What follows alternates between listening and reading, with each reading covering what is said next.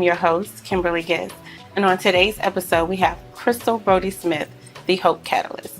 On this episode, she will be taking off her Catalyst hat and talking about her journey as being a mom and a grandmom.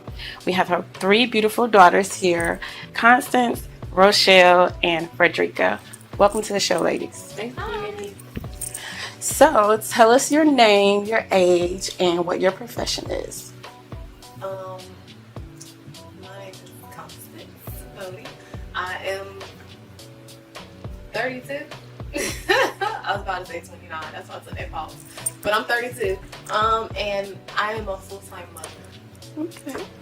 My name is Rochelle. I am 34, and I am an associate director of operations for a public charter school in Washington, D.C. My name is Frederica Smith. I'm 22 years old, and I am a lead K-3 teacher at a daycare. Awesome.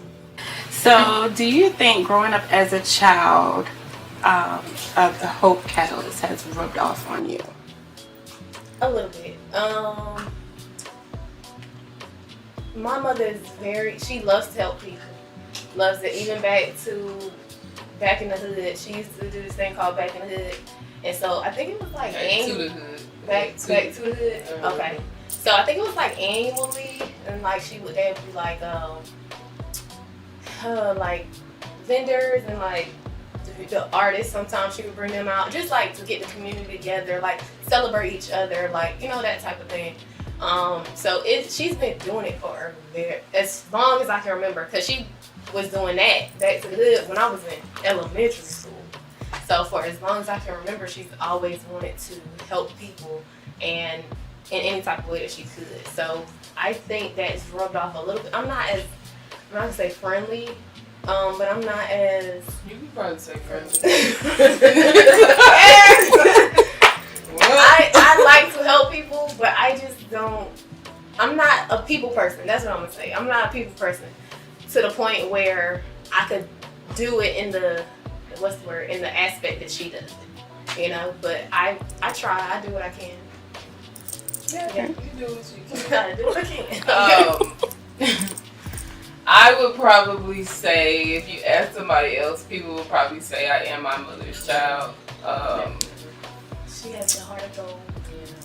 That's sweet. You do. That means mommy has the heart of gold. But oh, y'all cutting up.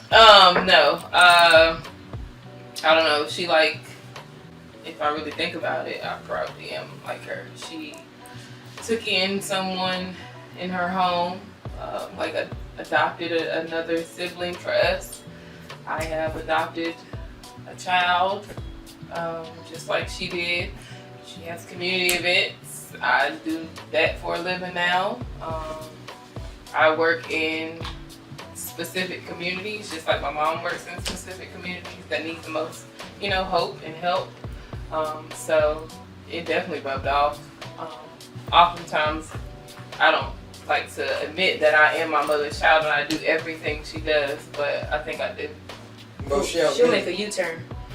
Rochelle, actually, we were I remember on the the way story. from her graduation at Johnson C. Smith. And she made a U-turn to feed the homeless. We had about 6 cars following us, and she was leading us.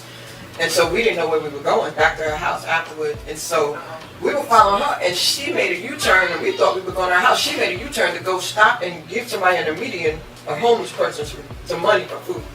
And we all behind her like, what are you doing? And then we had to keep going, and we were like, wow. I'll never forget that. Hard to go. I don't do that now, because they're at every corner, and most of them, I think it's a hustle. So it's a big... It's not about them. It's a pandemic right now, first off, so if anything, it's more people out there that need the help. It's not about them, it's about you. You're doing it is about us. I I agree, but I'm just saying that there are so many resources out there that a lot of times you have to be careful, because you're seeing so many now, it just makes you wonder, really? Because we just had a pandemic. And people lost their jobs. Right, from the pandemic. And they putting people out, even though they're not supposed to be evicting people. They're evicting people and doing all kinds of stuff. Yeah. I mean, that's just what I think. Maybe you're right. You never know. Well, I'm going to give them what they need. The heart of gold.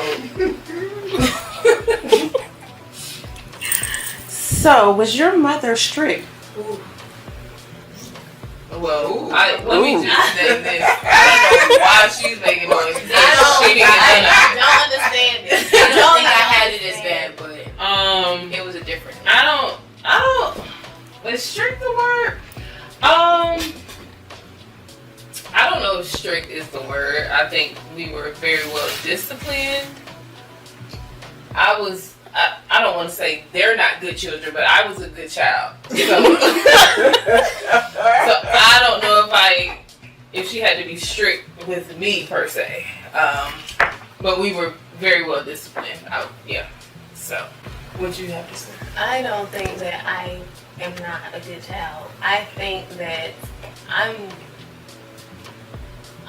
don't even think I was the typical teenager. I think I was a little bit better than the typical teenager, but I did get into a little more trouble than her. That's for sure. Like, she's like, I can't even. A saint. I'm a saint. I'm not gonna say you're a saint, but you're not you're not normal. Oh. So I mean, Ooh, that's but I do think that we weren't as difficult as most people our age. But yeah, I got into a little more trouble than she did. But strict, yeah, I don't think strict is the right word for her. But she's a little tough. She's tough. I'm interested to know what strict is for you though. Y'all don't think I would? I feel like because it was a new day and age, she just had to use different methods. She didn't use the same methods, but she just I have some stories. She's definitely She's strict. tough. I went Tough. We gonna go with Tell us a story. Yeah, but they know that you got away with more than they did. She got away with a lot more. That's why. But you were also older, so that's Right. also different. She was older. It was. There's a 10-year, So you say strict. 12-year age gap. I wouldn't say strict, but you said that's how you said that. Did you have a curfew? I wasn't able to really go anywhere.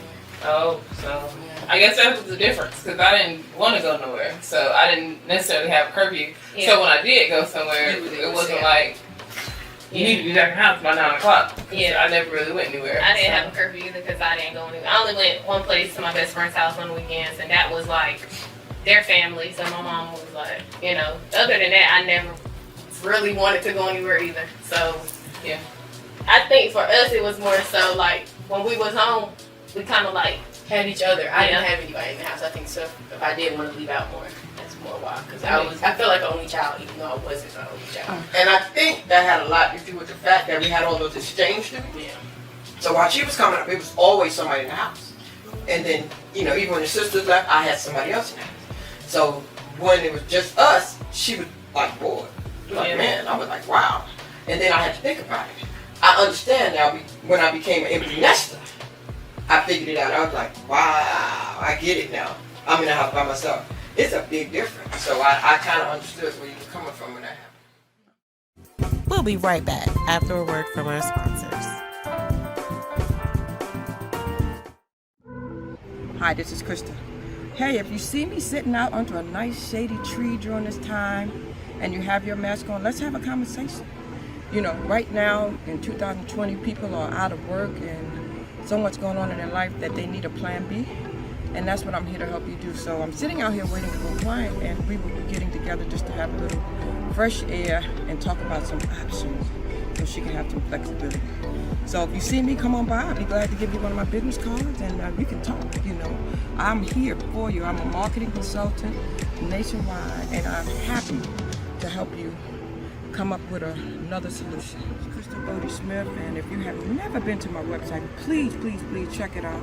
It's www.IamCrystalBodieSmith.com. And we can talk about some flexible options for you right now during these challenging times. I would absolutely love to fit you in. I think I have some time on my schedule, because as you can see, it stayed pretty full, but we can pencil you in. So I look forward to talking to you. Bye-bye.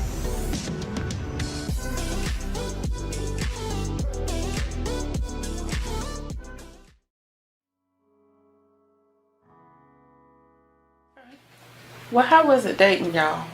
I didn't I didn't like bringing it. Ball was life for me. Basketball was life. So I didn't date until I was in high school, but I wouldn't say I brought my. Basketball. I didn't. It was hard. I would say I didn't. I would bring them home, but I already knew it was $100 question. A pet peeve was not knowing their name. When they would come in and say their nickname, I'm like, I can't pull up a nickname. You know, if we needed to go do a check or call the police, I can't give them a nickname. I need to know. I would ask them, young man, what did your mama name?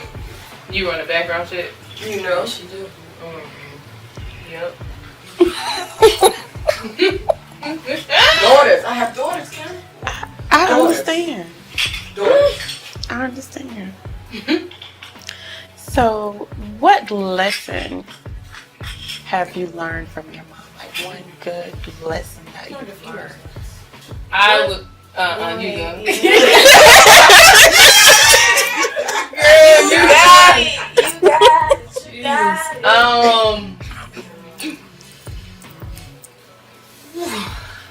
I would probably say never settle. Yeah. That can go in so many different ways. Like for men, for work, for like friendships, or just in general. Just don't settle. I would definitely say that one lesson that I've learned is that it was right there. You want me to go? You can go ahead. For me, I would say independence. She taught me you really can do it by yourself. You don't need a man, you don't need anybody. You can go out here and you can make it. What would you like the world to know about Crystal Bodie Smith? These questions get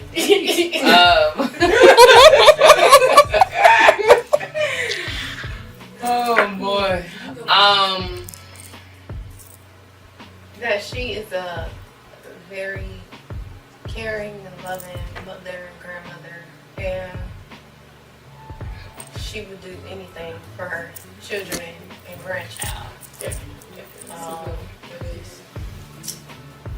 Yeah, she will. She definitely is caring. It's not a lot of people she honestly doesn't know, honestly, in this world. That's true. That doesn't already know the type of woman she is. But if you don't know her, she will make sure you know her by the end of that conversation. Definitely. Yeah. She'll say, Google me. That's her favorite saying. Google me. That's funny. Girl. We'll be right back after a word from our sponsors. So I'm gonna turn you down for a minute because I can't have you with no empty flowers, bro.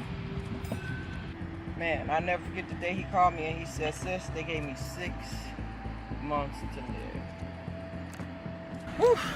So I'm gonna show you a book I wrote because of this story. So as a result of this came Final Wishes.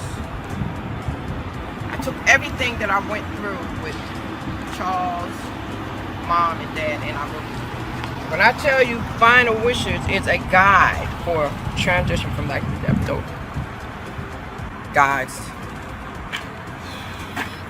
$9.99 on Amazon. It's the best $9.99 you can ever purchase. I just took some things, some simple stuff. Check it out. I even have pages in there where you can write a letter to your loved one. I have some very important things for business owners, so I'd like for you to check it out.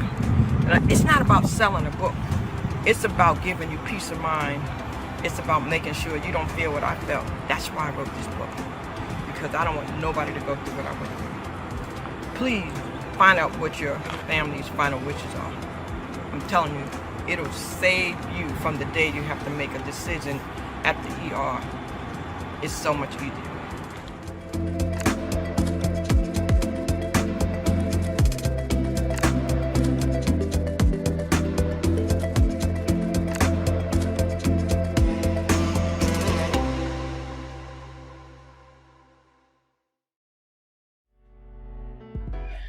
Nope.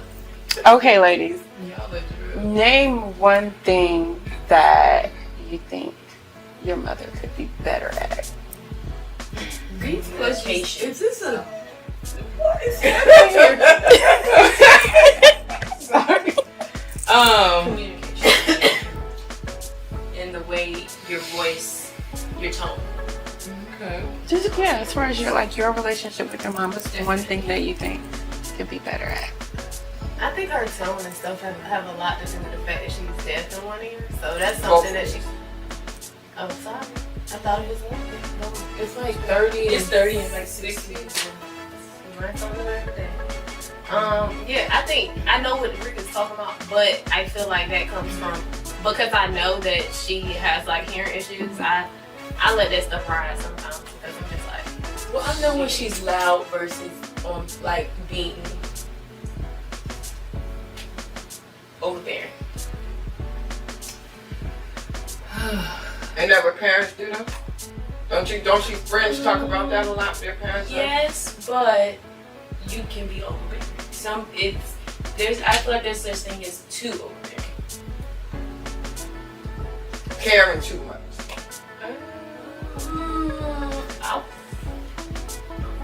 I'm gonna let you have that. Was your word. No, ma'am. Is that what it is? Can't, well, it's just from a perspective of you at your age now? Are you saying as a child I was overbearing? Or you saying now that, now, not giving you the space? Not, okay, maybe overbearing wasn't the word.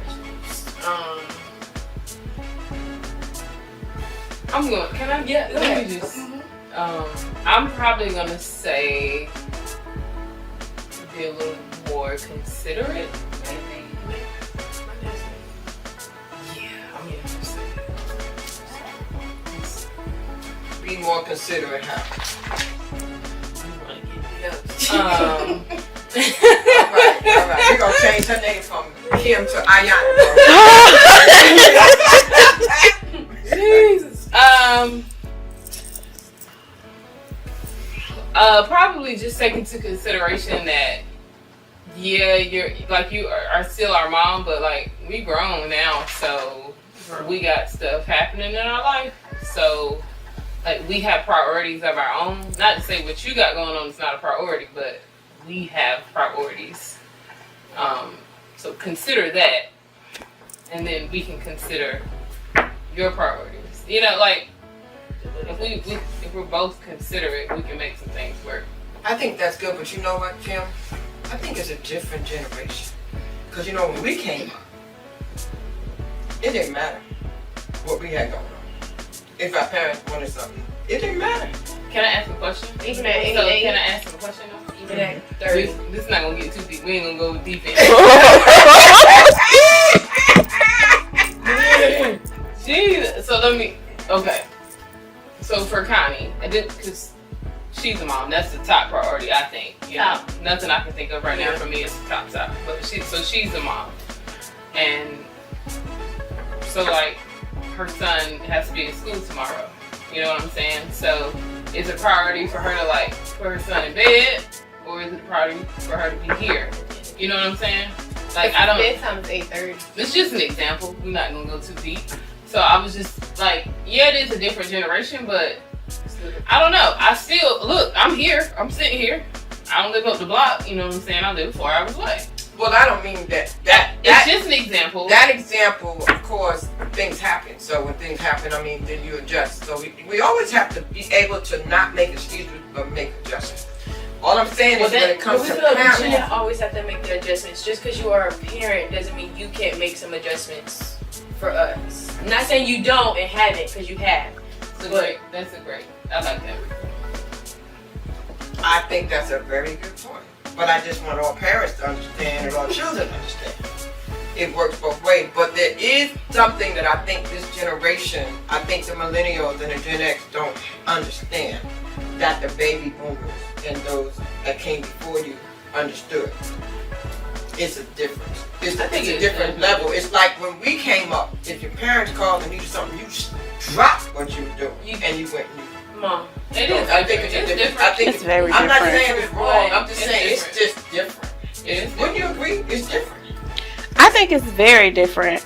I still think that parents should understand when you have adult children that they do have lives and things that they have to put to the forefront of their lives to take care of. And I feel like some parents don't understand it because whatever their need is, they want it done right now. and whatever you have going on We should drive. can wait. Yeah. But sometimes it can't. And I think that parents have to understand that. And I think that children should just the same understand as, when it's something really important and mom needs me, that I'm going to get it done. But mom still has to understand that we going to get it done. Yeah. Might not be exactly when you want to get it done, but we're going to get it done. I think that should be an understanding on both parts because, I agree. It's an emergency. And it took me a while to get there. yeah. It took me a while to get that understanding because of how I came up. It took me a while to get there. It's still a work in progress. I'm still Yeah. a work in progress. I'll admit that. I said we're. See what I did there? I think we all are. That's what I said. Yeah, we are. See, communication. I'll accept Communication, Yes. consideration. There we Yeah. go. You gotta see words. Communication and consideration in 2020 is what we're doing. Collaborate. Collaboration. Yeah, collaborate and make it all work together. Oh, Lord. We collaborate in the house just like we collaborate in the community, right? Yeah. That's true. And I think that is true. I learned things out there when I was out there in the community that I had to come back home because sometimes we go out. I never forget when I used to do so much back when I was really, really active with Word of God. And I'll never forget when my ex was like, you just can't be doing all this. Like because a lot of people in the church they doing all this stuff, but their children are hungry. And their house is a mess. So I think goodness my house wasn't a mess and my children were hungry. But there were some things that I needed to do, and there were some times when I needed to say, no, I can't do that today. I can't do that activity because I need it there. And it took me a while to get that balance. But again, that's a lesson. People need to know balance. And so, as a mom, you understand that, and because you're a mom, you understand that. Okay, when she has to take care of whatever it is with her child, you understand because you've been there. And so, this is a lesson for, all moms and children. My mom has 3 girls as well, so I understand. I get it, and how challenging things can be and communication can be off. But when you actually sit down and communicate and listen to one another, actually listen and not waiting so you can say what you've been wanting to say the whole entire time and not listening to what the person is saying, communication, it helps. Tone and being aware and being mindful that we're all adults and we all have things that are important to us. And we have to respect that. That's right. So I really enjoyed this session, ladies. Are there any closing remarks or anything that you would like to say to your mom or to the audience? Oh, that's so Oh, that was sweet. sweet. I love you. I love you too.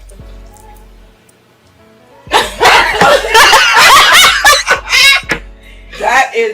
Good. You had to be class. I mean, I want to say that, Right. That was like, is it? No. No, I will say in closing, I think this was good. It's funny you said you got a red tablecloth, so we sitting at a red table. Oh, yeah. I do feel like Watch I'm out, sitting at a red table today. And it is funny because I tell my mom all the time, we probably sit down and talk about some stuff we done been through in life. And this is like the first time we sat down at a table and talked about some stuff. So this was like an avenue we haven't taken, but we should have probably taken for today. Interested to see if we sit down at another table. and that's okay. And I did it public. Yeah. They sometimes like, Mom, you so transparent. I realize that's my calling. My calling is to heal somebody else. I'm gonna get healed too. We all gonna get healed, but that's just who God made me.